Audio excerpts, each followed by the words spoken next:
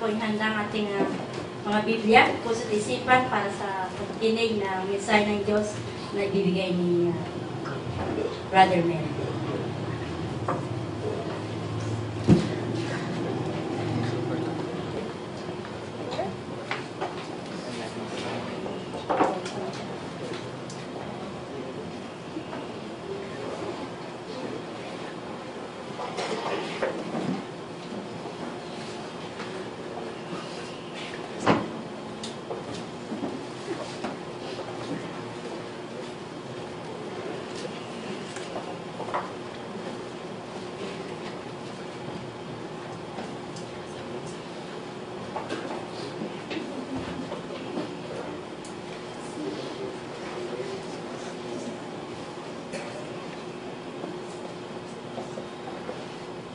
Romans 15.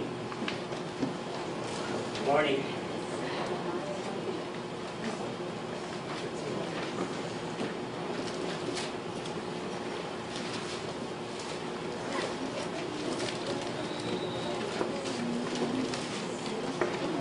Verse 4.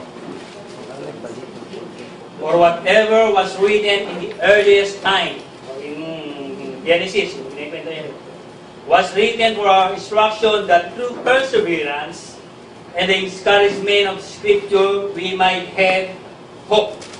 Balikan natin ang Genesis. So whatever is written, sabi ni Paul, from the beginning, is written for our consolation, encouragement. Upang tayo ay maging matatag, malakas, di ba? It's our duty, it's a responsibility ng mga Christians, disciples, lahat ng mga chosen ng Panginoon, mag-aral sa Bible, lalong-lalo na pag inumpisa mo sa beginning, sa Genesis maganda. Napakaraming magagandang lessons dito sa Genesis. Actually, beginning is the foundation of God's na tinuruan niya ang tao in His perspective view concerning the kingdom of God through Adam and Eve. So, sa 4 tayo, chapter 4, huwag natin pagbulbulayan. Continue natin yung topic nung nakaraan na last week of February. Praise God. Hindi naman tayo na magkakataon na mag-share. Huwin ang Panginoon. Unahan natin yung Genesis chapter 4 verse 16.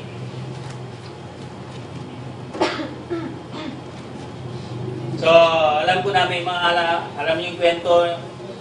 Laging na ibabahagi sa inyo ito. Hindi lang ako, si Pastor Jesse, maging si Brother Riggs, tungkol sa Genesis, di ba? Doon sa fallen nature ng men, nung siya ay kasalan, isa sa pinaka-major na kasalanan ng tao, he became like God, knowing good and evil. Kinain niya yung nag-disobey siya, di ba? Kinain niya yung fruit concerning good and evil. Yung dating state ng tao, when God created man, He is created in the image and likeness and righteousness and holiness of God.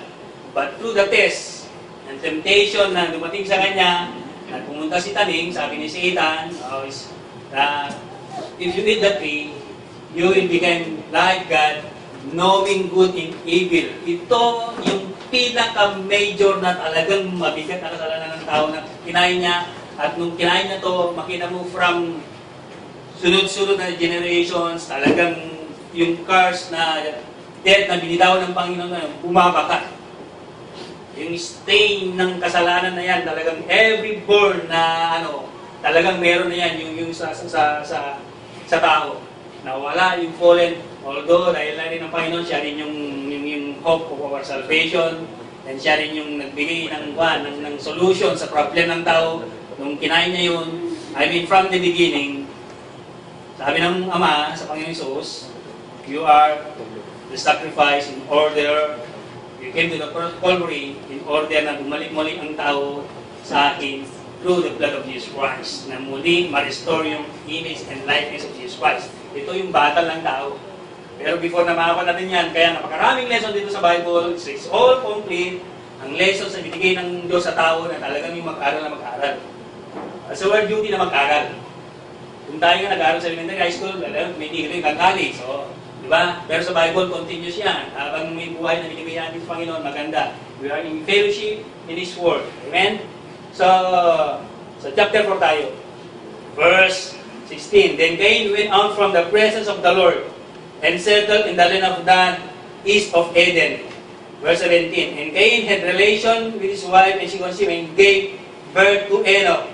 And he built a what? City. He built a city, and he called the name of the city. Dito sa Bible, this is the beginning. Halimbawa, di ba? Makita yung mga bansa-bansa, saan, bakit? Halimbawa, yung sa mga bawat province, o saan, di ba? May mga city. Dito pala natagpuan yung syudad. Di ba? City. There is a city of men, and there's a city of God, the kingdom of God. Although, mamaya, pag-aralan natin ngayon, mapupunta din tayo doon. Pag-aralan natin, what is this city? Tignan mo, nung yung fallen nature, si Cain, nung na-outcast na siya sa Panginoon, he became like God, knowing good and evil. Sa sariling pamamaraan ng tao, he built a city. Dito, nag-umpisa from generation to generation, yung establishment ng city na yung perspective view ng humanism, ng men, ay yun yung gusto yung pamaraan para pupunta ng kingdom of God. Amen? Pero hanggang in the beginning, meron siyang talagang na-miss ng ni Adam and Eve. Pero dumating na yung panahon, ini-establish ng Panginoon yan through His servants in the life, sa buhay niya na Seth, sina Enoch, and Noah. So, city, alam naman natin anong laman ng city. City, halimbawa, yan, ang consist niya is kasi kung walang government ng city, hindi chaos ang city, di ba? So, ang city, anong yung laman ng mga city sa government? Ibig sabihin sa bawat, halimbawa, bansa-bansa, di ba? Cities, may mga consist dyan. Anong laman ng mga syudad, di ba? Meron politics dyan, meron religion, culture and arts, and science. Sa syudad naman, may education dyan. Di ba? There is business and commerce in industry. There is agriculture. Sabi yan ito, lahat may ang city, andyan din yung tradition, andyan din yung halimbawa, technology. Sa city ba, matatagpuan mo ba, di ba? Tourism, andyan din. Diba? So, every aspects of life in the city, dyan nabubuhay, di ba? At prosper ang city. Ang issue lang dito, di ba? Yung tao na laging nag-handle o in authority and power na na-establish sa mga bagay na yan, paano yung kanilang pag-i-establish? Diba? All the men, when, katulad ni Cain, symbolism si Cain, ngayon, sa bawat bansa, in every city, lalo-lalo sa mga governments, diba? Medyo may konting background lang kayo na ano. So, makikita mo, if you are, example, you are a president, at hindi ka established concerning sa words of God, ano ang perspective view mo kung paano mo pairali ng bansa? Diba? And first man, panganay na una na nung nagkasilang sila, Adam and Eve, and si Cain. When he came up in the presence of God, halimbawa, although Cain, meron siyang alam sa righteousness and holiness. Diba? Dahil yung state ng tao, he became like God, knowing evil. He established himself a city na yun ang bumabalot sa tao sa tradition, sa kultura, sa religion. Ito maganda na makita natin yung foundation at kung bakit maging sa mga generation to generation na umiikot ang tao, ang government, governments is established sa perspective view ng tao. Dahil ang government, there's nothing wrong eh. Diba? Government is good. Ang nagpapasama sa government, sa tradition, sa culture, yung tao. Because he became like God, knowing evil, siya yung gusto niya yung kung paano yung paraan niya patagbuhin ang mundo. Diba? O ano man sistema, agriculture, o ano man. Although, yung tao,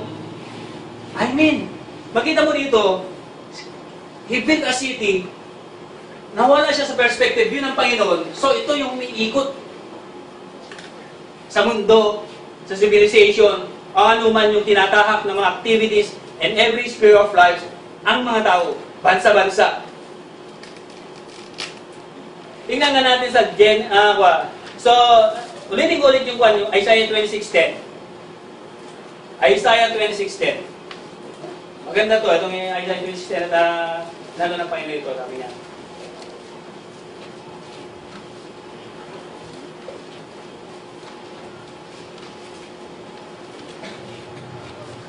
Though the wicked is shown favor, he does not learn righteousness, and he deals unjustly in the land of uprightness, and does not perceive the majesty of the Lord. Ang wicked nakikita na nag-i-increase. Diba? Marami ding mga wicked na halimbawa andyan sa mga power, sa mga authorities, diba? Though they have shown favor, pero ang pandito, they do not see the majesty of God. Diba? Yung blueprints ng Heavenly Father concerning kung paano sana ang tatahakin ng tao concerning His kingdom. Yung image and likeness of Jesus Christ. So, Cain represent a wicked, di ba? Though he shown favor, kasi hindi naman siya pinatay kagad ng Panginoon eh. Di ba? Nabuhay siya nung halimbawa, though yung kaso niya is a murderer, umatay siya, hindi pa rin dinaruna ng Panginoon na yung i-grant agad yung sentence of death kay Cain. Bagkus nabuhay siya. At ngayon yung kanyang, halimbawa, si Cain ngayon, na-outcast siya sa Garden of Eden, doon sa presence ng Panginoon. Ito ngayon yung humanism, perspective yun ng Cain, is because alam niya yung scripture, though he shown favor, he does not perceive the majesty of God. Ang ginawa pa niya, first civilization of men, he built a city. He built a city. Alam naman natin ang syudad. Pag syudad ang pag-uusapan, ay prosperous yan, di ba? Andiyan yung puro magaganda na ano yan. Genesis chapter 11.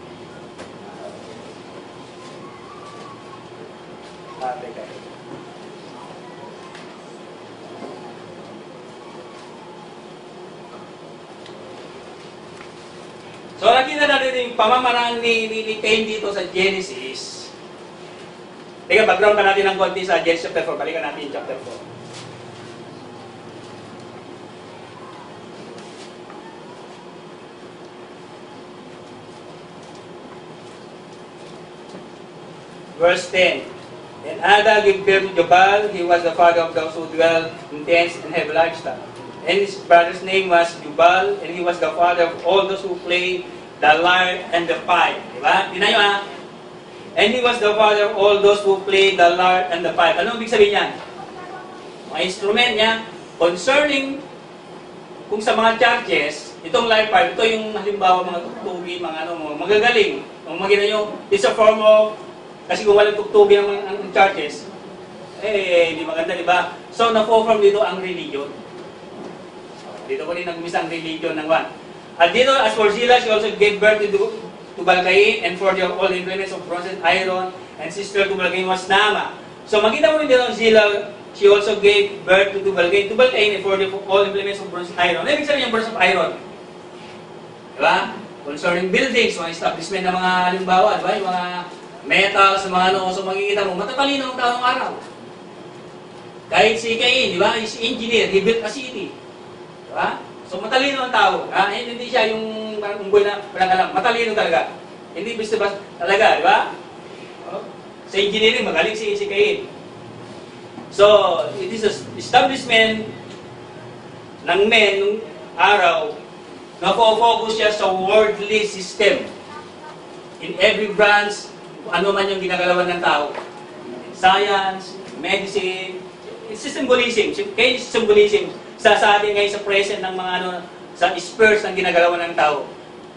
Yung tao na halimbawa wala sa presence ng Panginoon, meron siyang instincts, meron siyang tainted siya ng sin dun sa Garden of Eden na binitawan ng Panginoon, dun sa kinain niya yung fruit of the tree, concerning yung pagkakalam, he became like God, knowing and evil.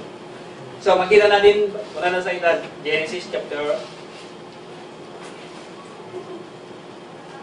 11. Pagpunan natin yung fall ng tao, yung character spirit ni Cain, nag-build siya ng ayon sa perspective view laban ng humanism, hindi niya sinusunod yung concerning kingdom of God ay city na which yun ang isi-establish. The whole earth is used the same language and the same word. It came about as they journeyed east that they found a plain in the land of Shinar and settled there. And they said to one another, "Come, let us make brick and burn them truly." And they used brick or stone, and they used tar for mortar. And they said, "Come, let us build for ourselves." Again, andito na naman sabi niya. And they said, "Come, let us build for ourselves a city." City. Ang i-describe natin, city of men or humanism, city of worldly system na ang tao, ito yung focus minsan ng tao. Diba? Pero din namin yung kanilang hearts, yung motive ng tao in the beginning. A tower whose top will reach into heaven, and let us make for ourselves a name, lest we scattered abroad and over the face of the whole earth. So yung pinaka-motive ng tao, Cain, hanggang sa generation dito sa 11, yung focus niya, let us build a city. Makita mo yung sin ni Cain, doon sa chapter 4, tainted siya ng kasalanan, pero yung pinaka-goal ng tao, he wants to build a city na sinasabi, let us make our name. Ha? Ano ibig sabihin, let us make our name?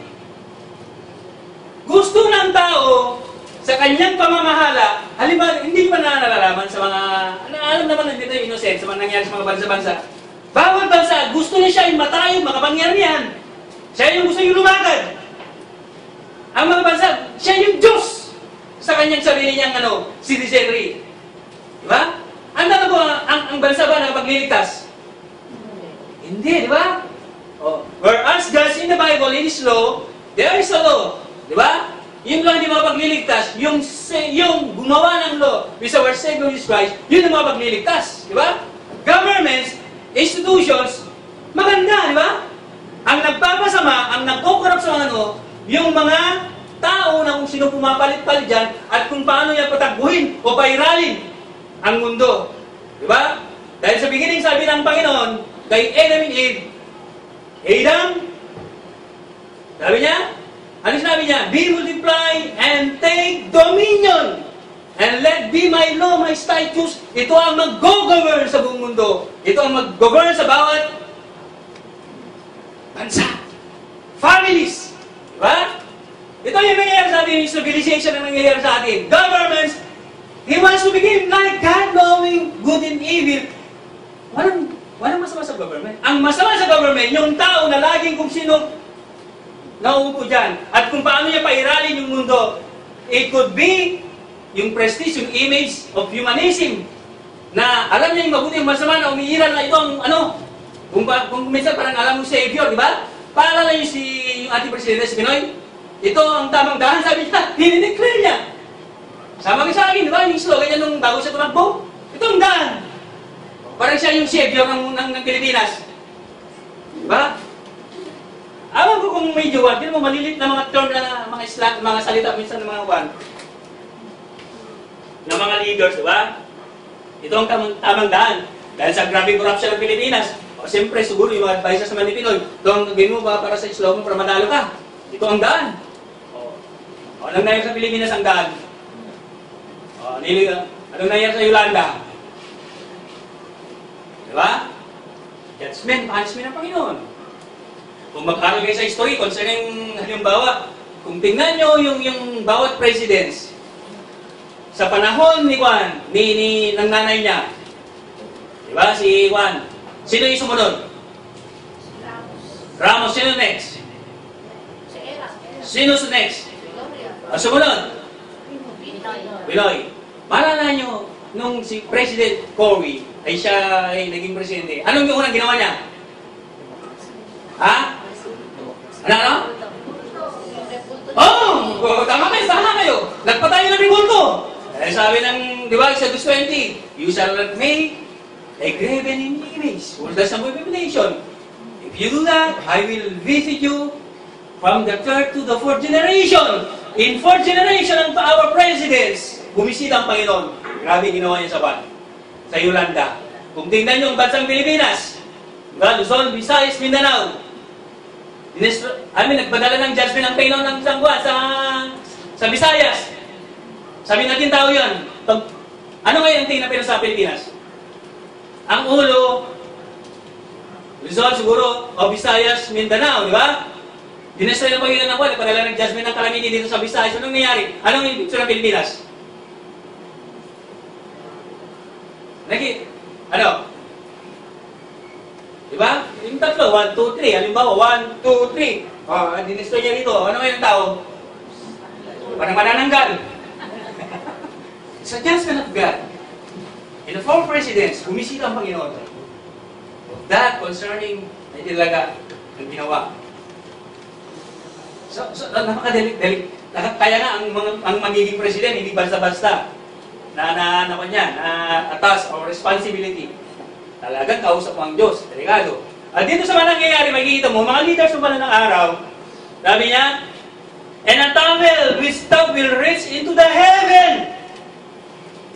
Gusto ng tao yung sarili niyang diskarte, sarili niyang is because he knows, meron siyang right, alam niyo itong good and evil, it's independent of God, hindi na namin kailangan. Ang salita ng Panginoon, hindi na namin, makakarating na pa kami. Kahit wala yung ang banal na espiritu. Himig ka rin. At maging kilala. Yan yung pinaka-ambition. Ito yung one. Spirit, yung tainted na sin. Yung power ng sin. And from genetic head, natratransform sa tao. It's a death and curse. Gagaling lang yan. Pag ang tao, maging leaders hanggang sa pinakababa, by the atoning blood of Jesus Christ, by His grace and mercy na ipagkulob niya, ang repentance, the gift of God, at makita muli, babalik ka sa Kanya, at marirestore ang tao, at babalik ka muli dun sa kwan. Perspective view ng Panginoon from the beginning. Hindi kailanman nagbago ang Diyos sa Kanyang plano. In the beginning. Hanggang sa Revelation yung basahin. At makikita natin, bakit dito sa Old Testament, yung Genesis chapter 4, Mary City, andito makikita natin mamaya sa Revelation. Pero puntahan muna natin sa 1. Pero ang ginawa ng Panginoon dito, dinestroy niya. Diba? To make it short, kasi siguro tayo sa oras. Diba? Dinestroy niya yung yung mga gumagawa ng mga Diba? He built a tricks. Tignan mo yung focus nila. Ang tao, gusto niya makarating sa heaven without Christ. And at dito lagi, dinestroy ng Panginoon ang ganyang mga kwan. Pero yan, hindi lang natigil ito. Magkita natin sa kwan. Genesis 18. Chapter 18 muna naman tayo. Short lang yung pick up natin para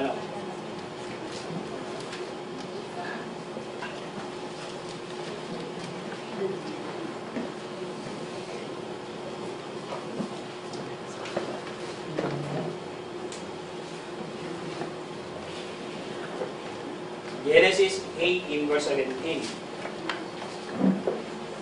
And the Lord said, ito pinto, malit na pinto naman ito lang binabasa. And there is for you to study, mag-aral. Amen?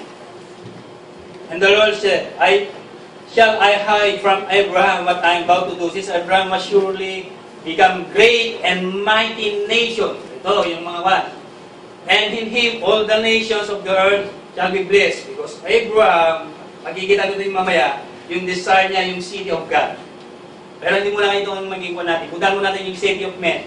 For I have chosen him in order that he may command his children, his household after him, and keep the way of the Lord by doing righteousness and justice, na ito yung pairanin natin sa mundo. Amen? Actually, maging wicked men, kung yan ay nasa authority, pinapahiran din niya yung justice and righteousness, di ba? Pero kung siya yung gumawa ng kasalanan, hindi sasakop.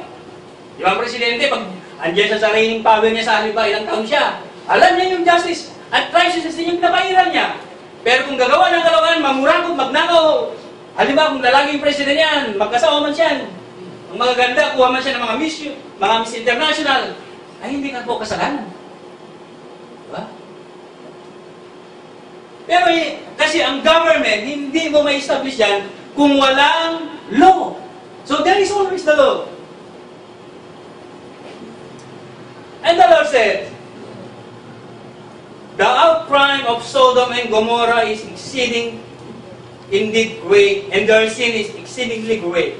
I will go down now and see if they're done entirely according to its outcry. It has come to me, and not I will know. Verse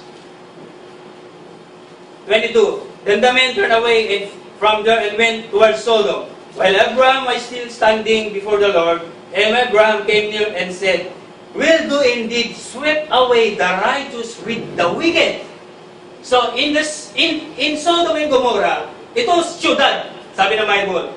Meron mga wicked at meron din mga righteous people, di ba? In every city, ano mas marami? Mabuti, masama? Ano ko nga? Oh. Sabi nga dito sa Ilagan City, di ba? Mas marami na mabubuti, di ba? Ano ba sa palagay nyo? Mas marami mabubuti? Ha? Amen. Oo ba? Mag-census na tayo. At hindi ko lang may describe yung word. Itong Ilagan City. Ano yung nakasulat dun sa ano? Binanggit na ni Pastor nung ano dun sa Juan. Ano ibig sabihin nun? The voice of the people is the voice of God. Tama ba yun? Ha? Wrong. O di na yung perspective view ng mga leaders natin. Because, alam nyo man, they became like God knowing good. Ang panda nila, tao, hindi si God. Hindi lang dito sa Ilagan, marami yan sa mga bayan-bayan. Kahit makikita yung pag nagtra-travel kayo dyan, di ba? Ang daming mga slogan. Nakapaus lagi ang sentral ng tao ay hindi ang God, bagkus yung tao. Kasi yung tao, hindi ka naman magiging presidente kung hindi dahil sa mga tao. Di ba? So ngayon, yung tao, kung ano yung nabebenefisya sa kapwa yung tao. Di ba? So ang focus is the city principles of man, humanism. Dahil kung pupunta sa salta ng Panginoon, naku, tatakbo ka bilang official, walang bayaran, mananalo ka? Hindi ka magbibigay. Diba? Ayan na yung system ng government natin. It's a city of...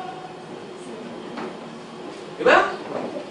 Pero ang Ilagan, sa mga principles niya, sa mga laws, magaganda. Maraming magaganda dyan. At marami ring principles na hindi magaganda. Diba? Tingnan na nyo sa halimbawa, example lang. Tuwing piyesta, barangay, o anuman, meron ngayon inaalaw na ating ng city, ng Ilagan, na tuwing piyesta, barangay man, may activities sa mga programs. Ano may sisingit na program? May program ang mga bading. Di ba? Gusto ng mga tao. Leaders na inalaw mo, pagkatapos, mga tao, gustong-gusto nila, professionals, wala bang, alam nyo, ito, pwede namin, Pastor Jesse, sa mga youth, na meron yung strong, yung mga kanyang ginagawa sa mga barangay. It's an evil and abomination to God. Sino sa mga yang men women na magsalita ng ganyan, sasabihin na kanya nyo, ay, delikado pa. Delikado pa. Diba? Sabihin mo sa barangay captain, yung mga activities ng ganyan is abomination from God. It is encouragement, judgment. Handa-handa ka. Kaya nga ang Christian, di basta-basta, maging matabang ka. Ang mahirap kumisa, pati Christian na, nababating na. Diba? Ayaw, magsalita Dog, sabi sa Revelation. Saan tayo makakita ngayon? Mga warriors, mga youth, na magsabi ng ganyan, na ibinabandila niya ang Panginoon, the kingdom, the city of God, na makikita natin mamaya. Because in every establishment, barangay, na-corrupt siya. Because he became Like God, knowing good, evil na pakiralin niya. Tingnan yung batas na yun. At nalagay na, ewan ko kung nalagay na sa konseo. Sister, nalagay na sa konseo. Yan, di ba? Yung concerning halimbawa sa mga programs ng ganyan ay meron yung mga yan. O diskarte laban ng mga barangay. Diskarte laban halimbawa yung fiesta. Pero inaalaw! Nakokura. Amen? Kaya maraming trabaho ang Kristiyano. Hindi lang basta-basta na ano. Manahimik kayo rito. Makinig. So, makita natin dito sa 18, verse 25, far be it to thee do such thing to slay a righteous with the wicked, so that the righteous and the wicked and treated alike. God is justice. Magkatanungan ng Diyos. Diba? Binaparusahan niyang masama, binaparusahan niyang mabuti. God says to the righteous, rain. He says to the rain, to the unrighteous. Justice ang God. Always and always. Diba? So, 19 tayo. Verse 13. Cut tayo ng ano. We're about to destroy this place because their outcry has become so great before the Lord that the Lord has sent us to destroy it. Ito na yung in-angel. Yung Sodom and Gomorrah, hindi lang mga bading mga yan. Pati yung mga leaders nila, mga Rambo mga yan, mga matatabang mga warriors, but they allow yung mga teachings and principles of humanism against the law of God and against God, and God, pag nakikita niyan at umiiral yan sa mga, halimbawa, sa syudad, o bansa man yan, o sa barangay man yan, God will visit. At mag-execute na siya ng judgment. At wag tayo mag-alala, tayo halimbawa sa mga Christian na matutuwid, there's a protection. Diba? Pero sa mga masasama, sabi niya, magkikita natin dito ang Panginoon. Amen! Nakafocus siya, at dito sa Sodom, na-stay din siya doon sa program ni Cain. He built a city sa pamamaraan niya, at nakikita na mo habang tumatagal yung city, at dumadami ang wickedness and unrighteousness. He became God, na siya yung umiiral manaba, at hindi na ano. And God's justice, pag bibisita siya, the outcry of Sodom and Gomorrah, abot na sa langit. And we will came down to destroy that city. May city na nakabanggit dito. Sodom and Gomorrah. And sabi niya, tawad pa ni Juan, ni Abraham, sino dito? Abraham. Eh kung mayroon mga matagpang 50, I will not destroy. Paano kung 30? I will not destroy for the sake of the 30 righteous people who faithful to me. Tawad na naman si Abraham, Lord, what if 20? I will not destroy Abraham. And what if 10? Sabi naman, huling tawad, di ba? Abraham, hindi ko i-destroy for the sake 10 of righteous. Sabi ko, kung may 10 righteous na dito sa ilagan, dito sa ICC. Ha? Pero, the justice and judgment of God, sabi niya, nakita niya sa Sodom and Gomorrah, there is none 10 righteous people. Only, ilan sila? Lot and his children. Masasabit pa sana yung mga asawa ba nila yun? Bro? Pero hindi. So, ilan naligtas? Hindi, walang 10 sa nakita ng Diyos at in-execute ng Diyos yung kanyang judgment. He rained down fire from heaven and destroyed the city of Sodom and Gomorrah. Because man in his became gold. He built a name. And because nagusto niya na, makarating sa sarili ng pamaraan. Pero ang nangyayari, ang tao, dumadami ang wickedness. Yung concerning the law and statutes of God, nawawala na sa... although andun, pero hindi na siya nakikita buhay dun sa mga civilization, sa inhabitants ng Sodom and Gomorrah. They are exploiting evil. Maging yung mga leader nila, hindi man sila bading, pero inaalaw nila yung mga ginagawa na ganyan tuwing may mga activities ang mga barangay and town and city. Makikita natin ang judgment. Ano? Ay, malahin tayo. Tingnan yung Ilagan. Mas masama pa siya doon sa Visayas. Diba? Alam yung Visayas, diba? Nagkasusunod ng buwan, nagkakasunod ng mga calamity, diba?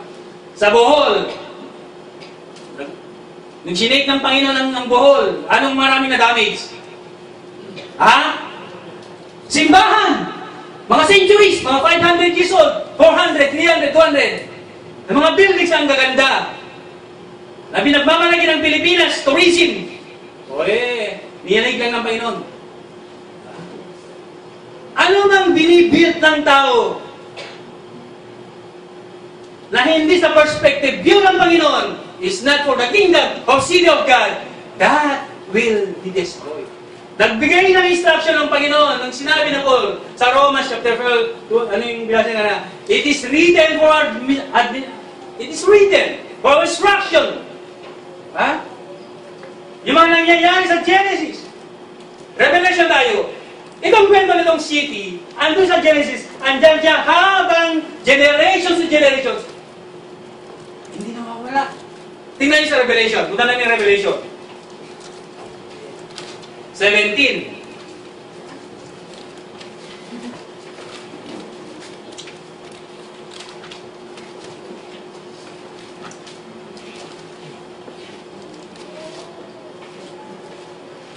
Nakakalungkot. Ang television network natin, siya yung eye at siya yung napakalakas yung hatak niya sa mga mamamayan. Di ba? Sabi nga ni Juan yung isang director bago naman ay si Dolphy, ito kwento lang, medyo pa. Sabi yung isang director ni kasama si Tero, yung kasama ni Dolphy. Nung kapanahunan nila, ang mga bading nung araw, sabi niya, kukundi lang dun sa studio, sa kanilang mga ginagawa. At nung namatay niya, kasi nagsalita itong si Teroy, director. Ngayon, sabi niya sa ABS-CBN, noon, pag lumalakad yung mga bading sa mga within interval of 10 minutes o 15 minutes, makakita ka may isang dadaan na bading. Sabi niya. Kasi sino nag-i-exploit ng bading sa atin, sa bansa natin? Pero ito yung kwento ni Teroy. Pero ngayon siya ngayon dahil patay na si Dolphy, tingnan niyo yung kanyang iniwan. Sabi niya. Ngayon na, pag punta ka sa studio, sabi niya, segundo nakikita mo na lumalakad. Anong lumalakad? Mga scriptwriters, mga director, mga bading. Dumami at naghahari ngayon sa mga television network. At napakalakas ang kanilang tinatak sa media. Tingnan niyo yung halimbawa, sa mga pinapalabas. Kung bading yung director, yung mga producer, what do you expect yung mga writers, yung mga magawa? Mga magagaling naman natin, hindi nyo ba alam? Matatalino. Yung mga script na nila, at pinapalabas nila ngayon dito ngayon yung mga anak natin, ang ganda. Ang ganda. Yung mga kanilang mga language, mga salita, ay yung education na kanilang tuturo, na-sweat ngayon ng, halimbawa, itong window, itong television, kaya makita mo yung ang lakas ng hatak ng television network, makikita mo na lang. At sabi ni Teron, napakarami na bading. Ito iniwan ni Dolphy. Bihira ba naman? Tingnan nyo. Ayan na, itong bansa natin. Noon, ang mga bading, nahihiya lumakad, pero ngayon, hindi na, ganyan na. Siga na. Gabi ang araw nila. Yung kungwan. Matatalino yan. Ang talong ko, meron silang righteousness Yung image, yung power ng sin, he became like God, knowing good evil. Yung bading, pag salabi naman yan, alam niya siya ay lalaki. Pero hindi niya matanggap na siya ay... Sabi, babae ako. Pero lalaki naman ang loob ng puso ko. Ano nangyari yun?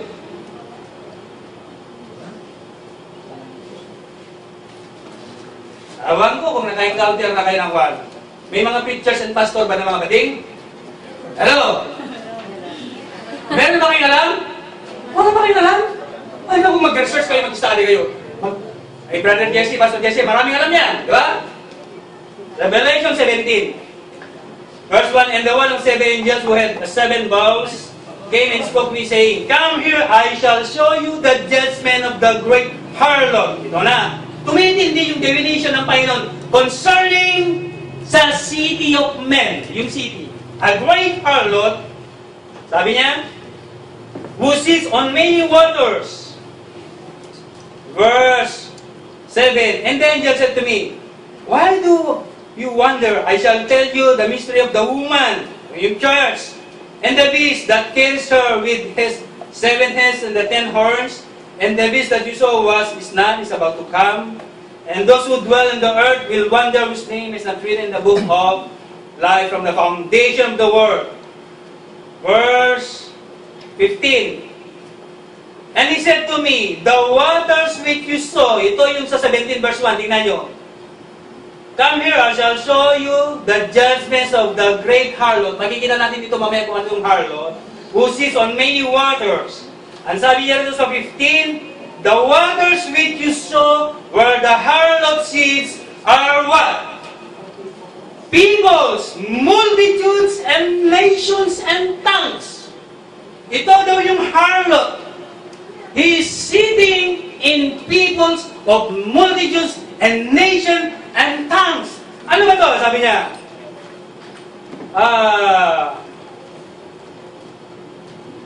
Verse 1 tayo. Things I saw another angel coming down from heaven, having great authority, and earth was illuminated with his glory. And he cried a mighty voice saying, fallen, fallen is Babylon the Great. Ano ba itong Babylon the Great? She has become a dwelling place of demons and prisons of every unclean spirit, a prison of every unclean, hateful word. Verse 3, for all the nations have drunk of the wine. Nalasim ba mga bansa sa alak? Ang wine na sinasabi nito, yung teaching, yung word ng humanism, yung perspective view ni Cain, when he built a city, he became like God, knowing good and evil. Pinapairan niya ngayon yung sistema ng tao in a worldly view. At ang nangyayari, sabi niya, dahil yung wine na yan, yung teaching na yan, sabi niya, and all the nations had drunk of the teaching or religion or tradition of the passion of her immorality. And the kings of the earth had committed acts of immorality with her. And the merchants of the earth had become rich by the wealth of her sensuality. Ito na, sa verse 1. 19 tayo. And the kings of the earth who committed acts of immorality, itong governments, di ba? And lived sensuously with her. Ano ibig sabihin nun?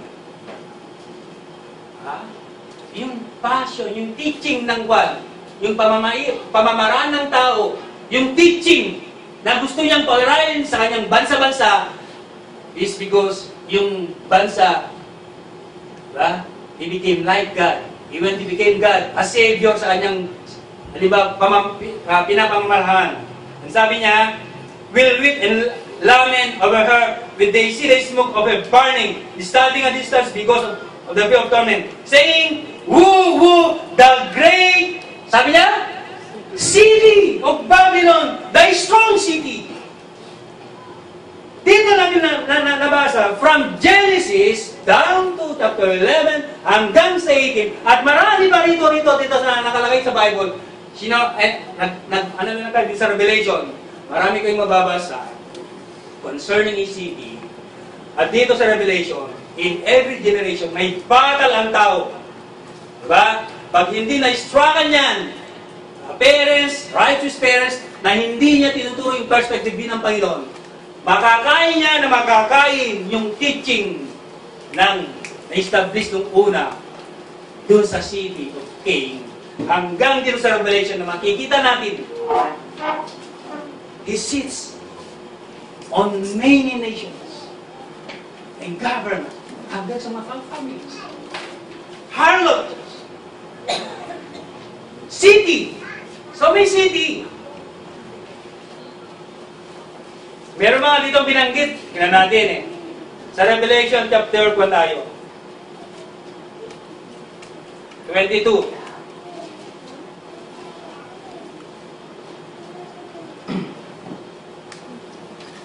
I am the Alpha, verse 13. I am the Alpha and the Omega, the first and the last, Jesus Christ. Kung ito yung una, kung ito ang beginning, ito yung ending, dito ang tao, wala siyang mapupuntahan. Di ba?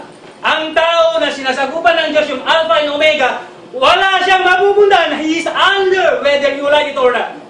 Ang tao. The righteous or wicked yan, he is under God's sovereignty. Hindi pwedeng lalabas ka dyan. Hindi pwede. Amen?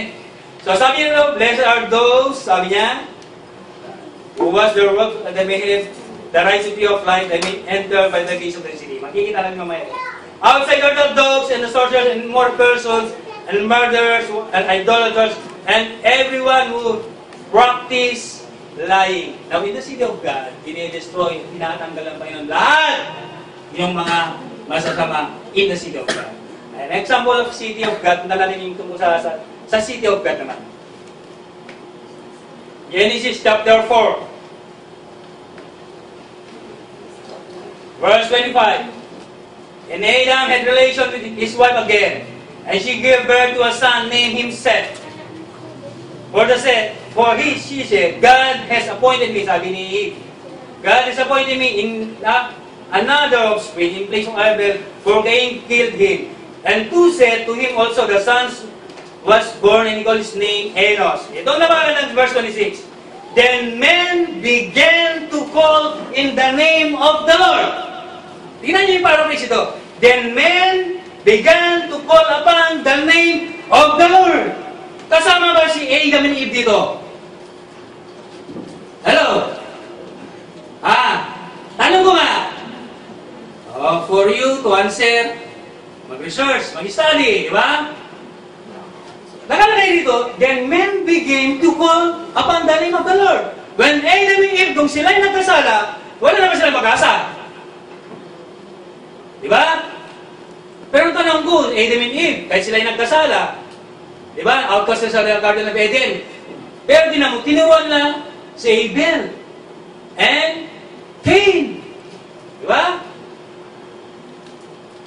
Actually, nakita ni Adam yung blueprint ni God when Abel sacrificed. Nakita ni Adam na God, the Heavenly Father, and the Lord Jesus Christ, yung redemption ng tao from the beginning, it is Christ's work by atonement coming from the cross of Calvary. Nakita ni Adam yan. Nag-grant sila ng hope, may pag-asa. Dahil kung matagal ko lang binabasa ito, ang tanong ko, matagal tanong ko lang na Panginoon, may pag-asa ba kaya na Adam and Eve? Sa tumatagal pala nagbasa, unti-unti, lumiliwanag. Ang salita ng Bible.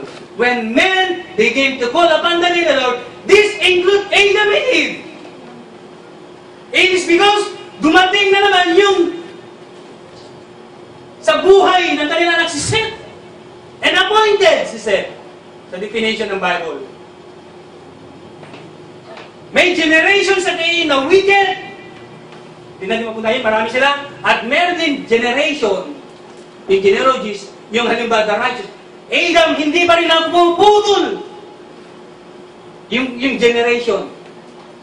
Pero sa kaligtasan ng Panginoon, is not yung halimbawa generation mo, yung ano, hindi. It's a regeneration of the Holy Spirit through the words of God, by the mercy of God, na ikaw ay ma-restore ka through the cross of Calvary by atoning work of Jesus Christ, with Abel.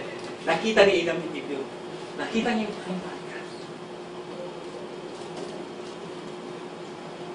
It's because God is, hindi siya justice.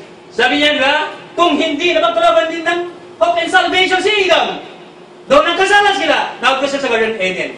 Pero dito, magiging, then men began to call upon the name of the Lord. Diba sabi niya po sa Acts, alis na rin po sa Acts.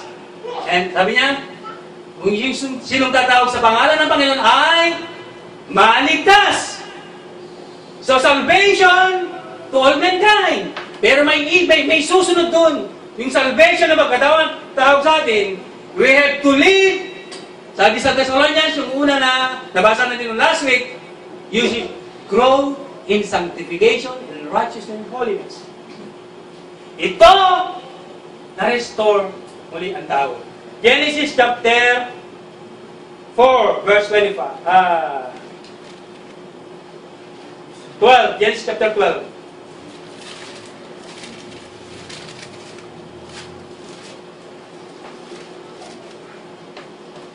Now the Lord said to Abraham, "Go forth from your country and from your relatives, and from your father's house to the land which I will show you, and I will make you a great nation, and I will bless you and make your name great, so that you will be a blessing. And I will bless those who bless you, and the one who curse you, and I will curse. And all in you, all the families of the earth shall be blessed." So Abraham went forth. Nung tinawag sa Abraham,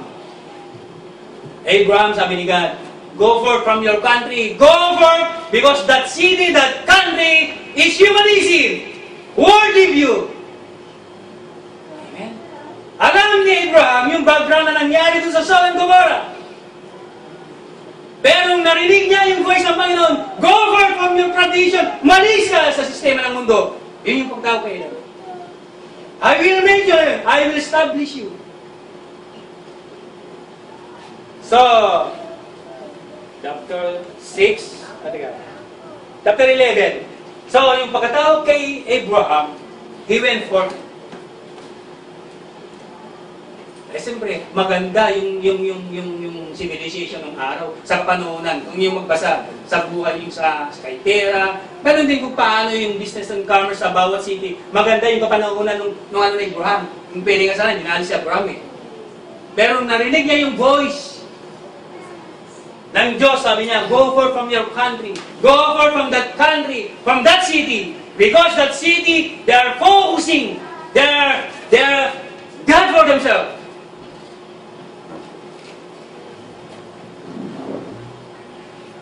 Hebrews chapter 11.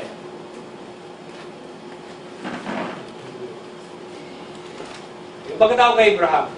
Kunting kwento lang ng ano natin para makuha natin sa usapan sa New Testament.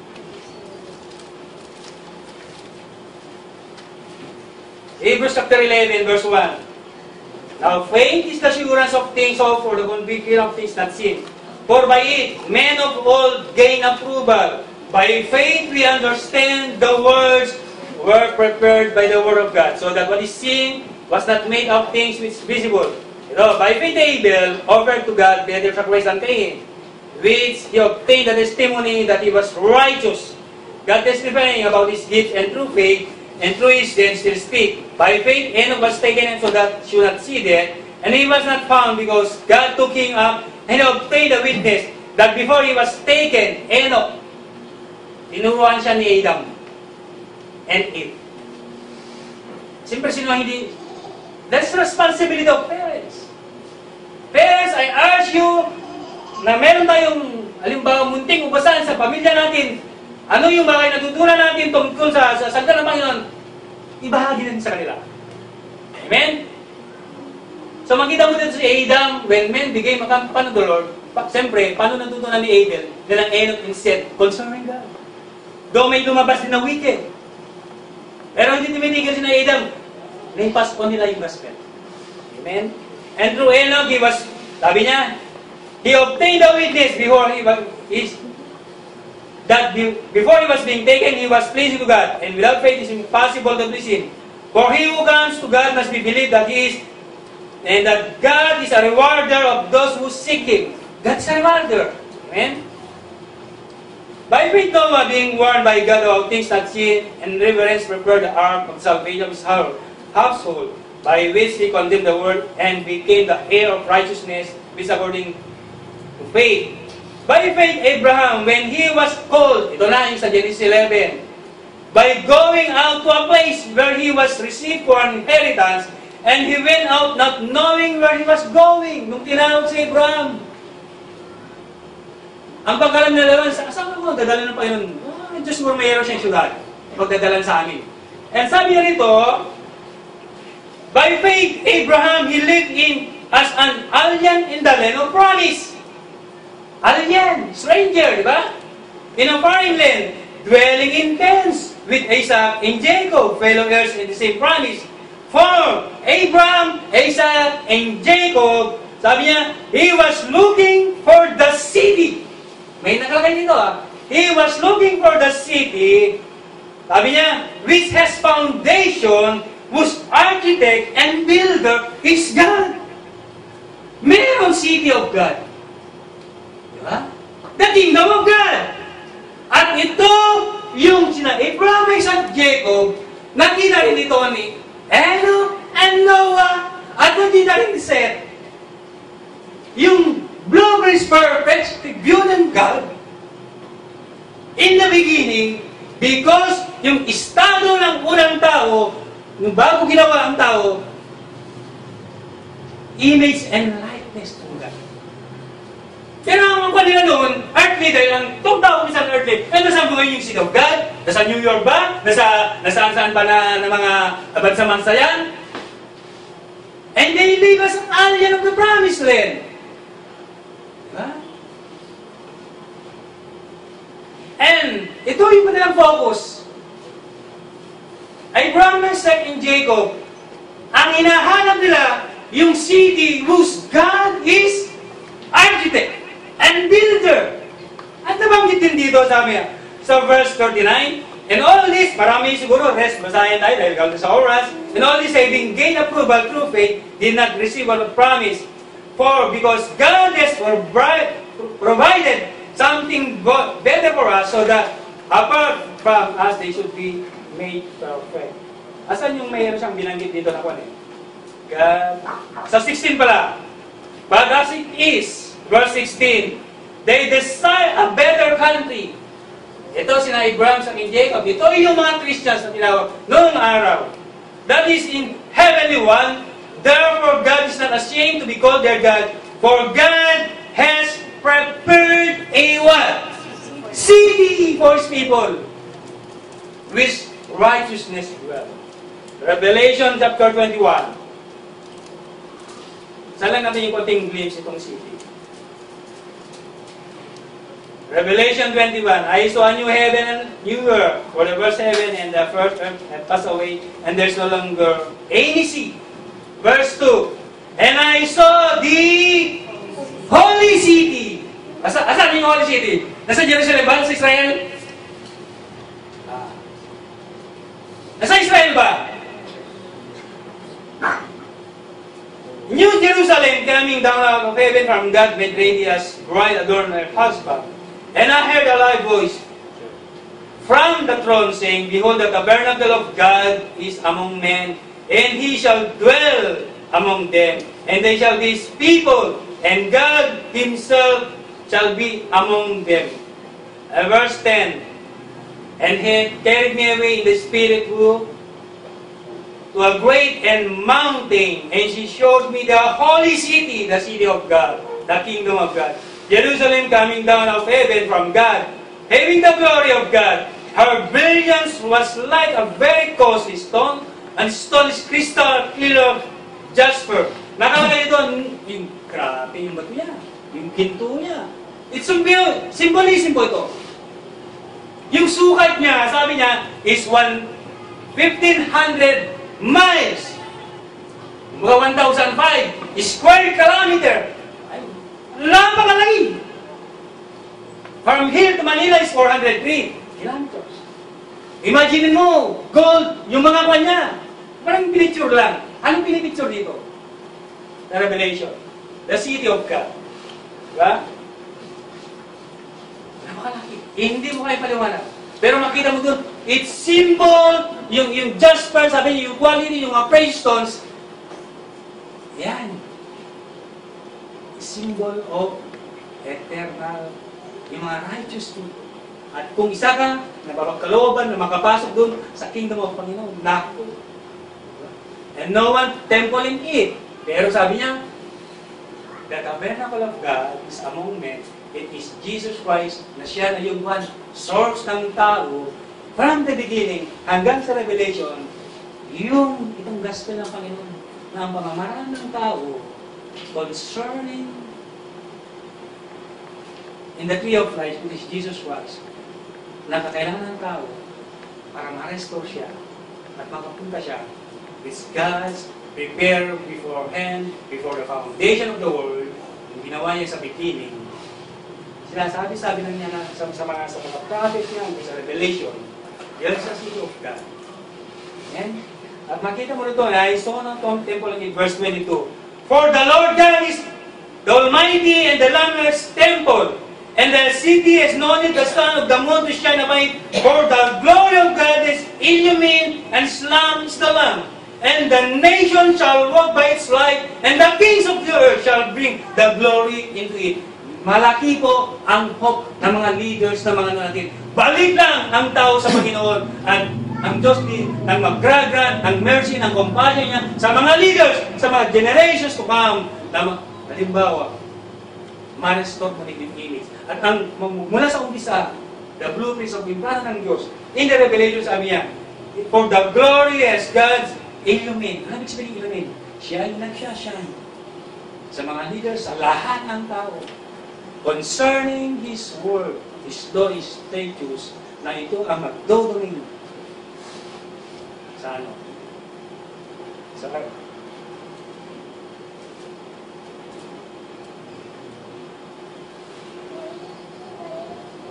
Sabi niya sa 27, and nothing unclean, and no one practice abomination, and lying shall ever come into it. But only those ICC Christians, brethren and sisters, who are faithful concerning this course, concerning the kingdom of God, concerning the city of God. Tayo po laging nag-aaral dito. Ang ginagawa natin dito lang, God always encourages us in His Word. Diba? Magpagkakakas tayo. Walk in the gospel of Christ. To God be the glory. Amen.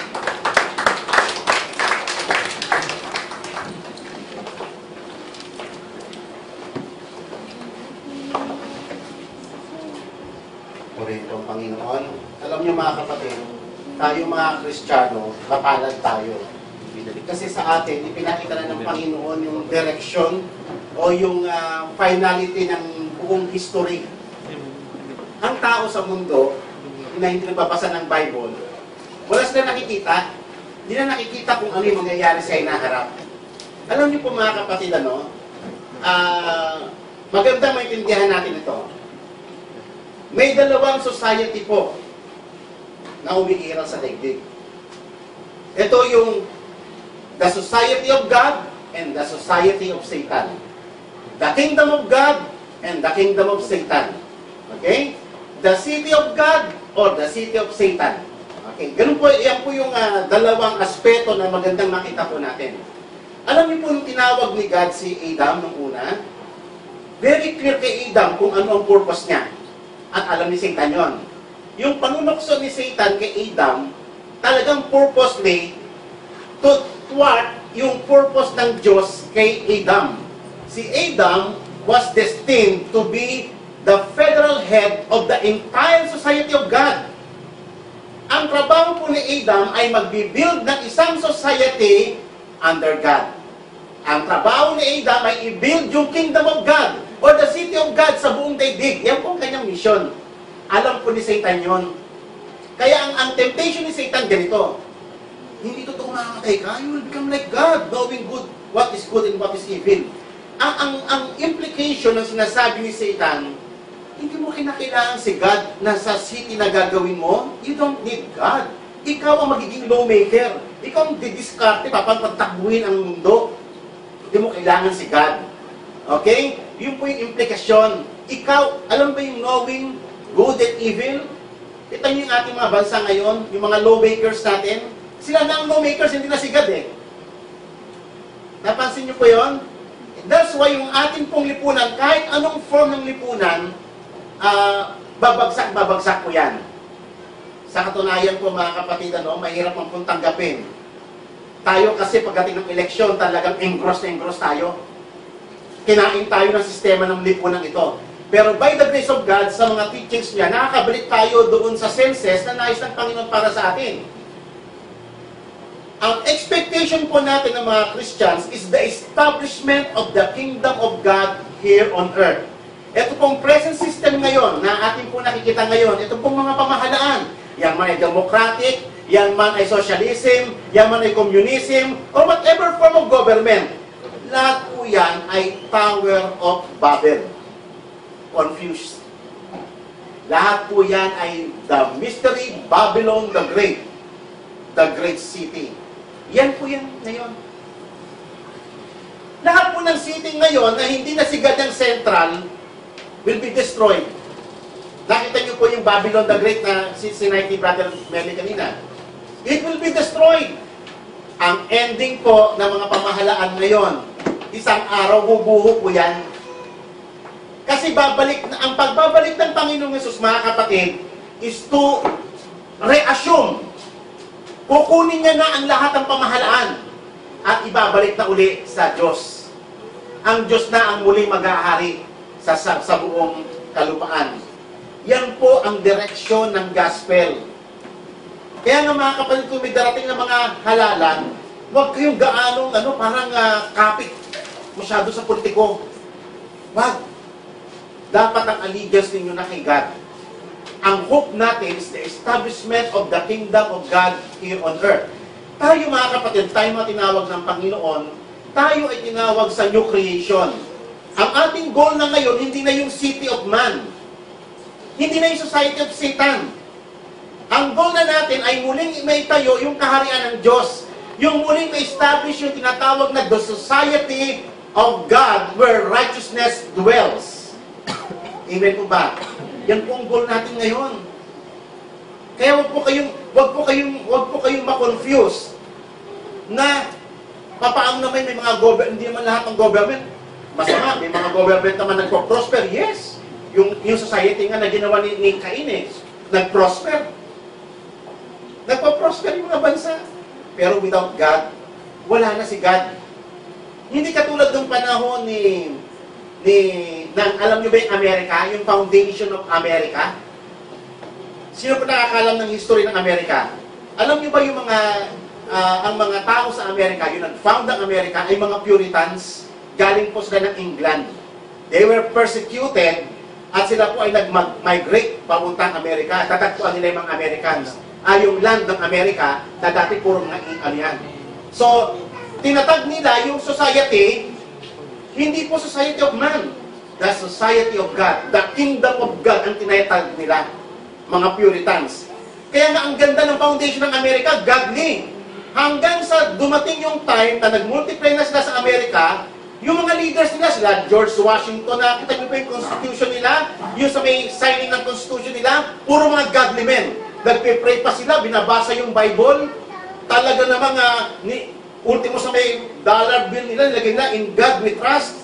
Puro tungkol kay God. Sa constitution nila, God-centered. Ngayon ang Amerika hindi na ganyan. Yung mga eskwelahan na tinatag ng mga Puritans doon, puro mga atheist na. Yung Supreme Court nila na dati punong-puno ng mga images nila Moses, ng mga God, pati mga Bible, lahat yun pinagtatanggal nila. Ngayon sa Supreme Court sa Amerika, lahat ng anything na may kaugnayan sa religion, inaalis ng Amerika. Kasi gusto nila maging neutral. Pero wala akong neutrality ito sa totoo lang. Kasi atheist po ang namamayagpag ngayon sa Amerika. Nag-umpisa sa city of God, naging city of man. Nag-umpisa sa society of God, naging society of Satan. So ngayon mga kapatid, sa darating na eleksyon, baka mamaya tayo na naman, kandara pa na naman tayo. Isa na naman tayo sa mga taga-promote ng mga ng mga politiko. Huwag po kayong paggamit. Maging malinaw ang ating direksyon. Ang isinusulong natin ay hindi yung kaharian ng tao. Dahil alam natin isang araw ibabagsak lahat yan. Lahat ng pamahalaan ipapailalim na kay Jesus Christ. Amen? Ang isinusulong po natin is the kingdom of God. Ang isinusulong natin yung establishment of the city of God. Ang isinusulong natin na itong city of God ay maging society of the righteous Christians. Kasi hindi lahat ng Christians righteous. Okay? So, malinaw po ba yun? So, ito po ay mahalaga na maintindihan natin lahat upang napakahalaga yung focus, yung direction. Kaya nga po sa mga preachings po natin, lagi po tayo nakatuon doon sa isang direksyon, the kingdom of God. Kasi ang lahat ng kasaysayan, dyan ang punta. Yan ang ending. Mawawala lahat. Tatandaan niyo po, ulitin ko pong muli. Ito pong society ngayon, ito pong sistema natin sa pamahalaan ngayon. The government, the justice system, the economic system, the education system, the military system, lahat po yung Tower of Babel. Lahat po yan, mystery, Babylon the Great. The Great Harlot. Mother of all harlot. Kung may someday, upuan po natin yan, mapag-aralan po natin yan. Ito pong society na atin pong kinabibilangan is society of Satan. Pero ano gagawin natin? Sabi ng Bible, for now, hanggang wala pa yung kingdom ng Panginoon, hanggang wala pa si Jesus Christ na literal na nandito, hanggang hindi pa nitatag, literally yung kingdom ng Panginoon, gagawin natin, magpasakop lang tayo. Ibigay yung buwis na dapat para sa Kanya. Okay? Ang ending ay i-correct ang lahat ng error ng sistemang ito. At the only way to correct yung error ng sistemang ito is the establishment of the kingdom of God. Especially sa coming ng Panginoong Jesucristo. Yan po yung point ng gospel natin. Amen? Tayo pong lahat ito ngayon.